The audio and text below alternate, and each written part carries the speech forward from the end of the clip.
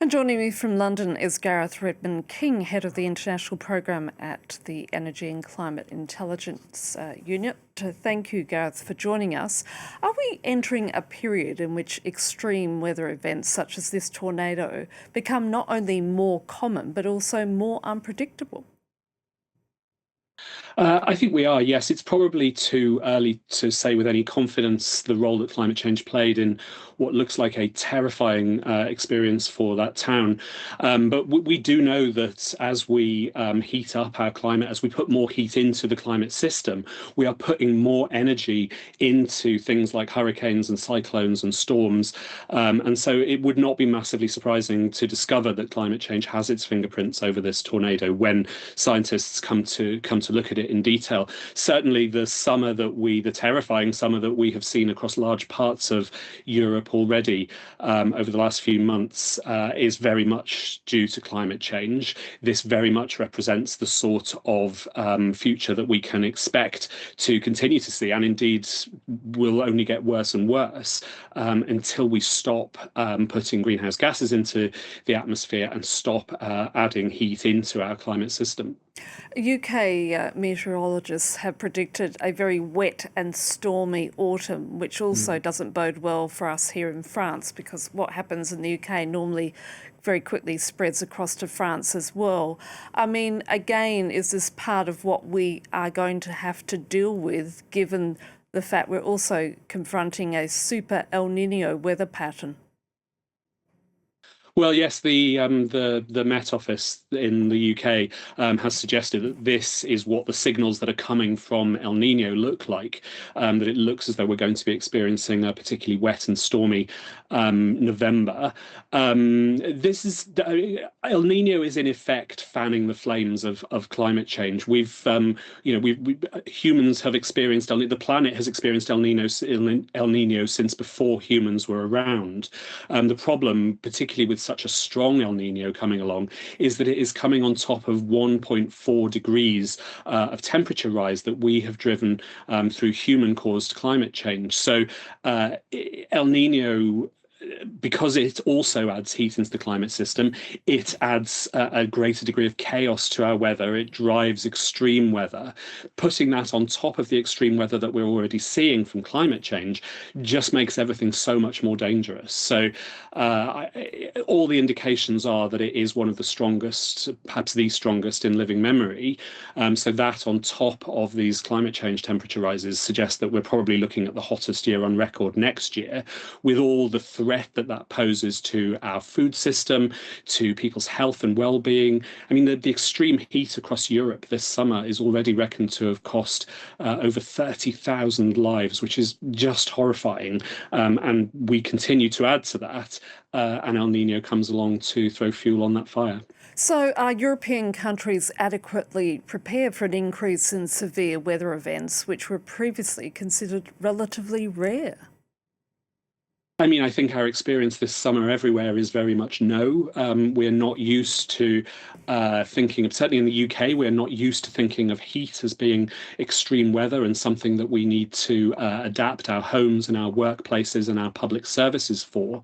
The Climate Change Committee in the UK has a long list of unfulfilled recommendations for the UK government to make our public services and our infrastructure safer for these hotter temperatures. Even if we do the only thing we know that can tackle climate change, cutting our emissions to net zero, we're still facing these temperature rises already at 1.4 degrees. So we're still facing this being something like our new normal for summers to come. So yes, there is a significant job ahead for governments in European countries to get used to the idea that we don't only need to build our society for cold winters, but now for very extreme hot summers as well. So what should governments and local authorities be doing differently to protect communities from events such as the one that we've just seen, when they can develop so incredibly quickly?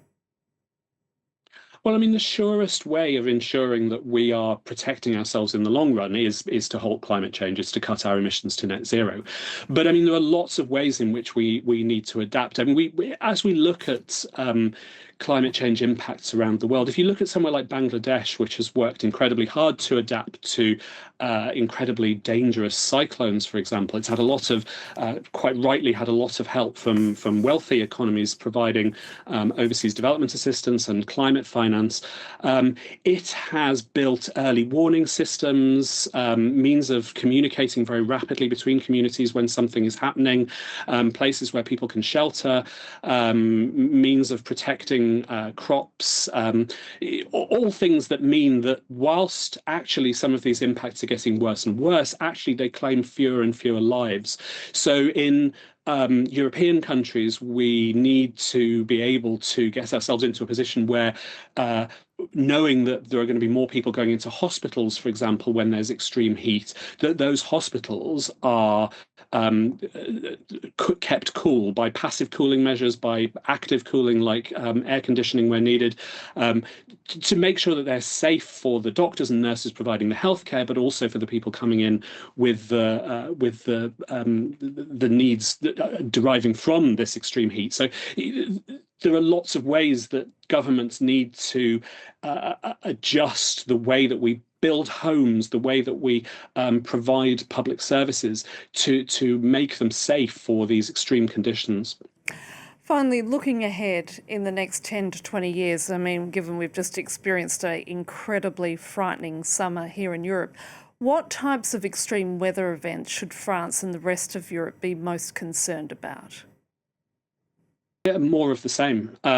We're going to see more extreme. It's only going to get hotter. The more greenhouse gases we put into the atmosphere, the hotter it is going to get. So we're going to experience these. What the Japanese meteorological agency has a great term for it: cruelly hot days. That's what we're going to experience more of. These cruelly, dangerously hot days. What becomes more dangerous in the longer run, however, is that the climate system becomes more chaotic. As we put more of this heat into the system, as these extremes get more intense, they actually start to disrupt much bigger systems. So, for example, we see the jet stream being disrupted. That's part of what locks in these heat waves over Europe at the moment. But if parts of that jet stream, parts of what's called the Atlantic Meridional Overturning Currents, which is currents in the North Atlantic, if parts of those currents were to get disrupted or even cut off, we could actually see a catastrophic change in our climate. We could actually see large parts of Northern Europe plunged into long-term, very extreme cold, for example, to the extent where we struggle to grow food, where people would need to probably migrate further south from parts of Europe. So there are unpredictabilities in terms of future tipping points as well if we continue to let this get worse and worse. But in the short term, in the next few years, in the next decade or so, we can expect to see more of the same, more of this dangerous extreme heat, drought, water shortages, and then when the storms come, very, very heavy rain, which falling on parched ground can very quickly turn to very dangerous flash flooding. Gareth Redmond-King, thank you.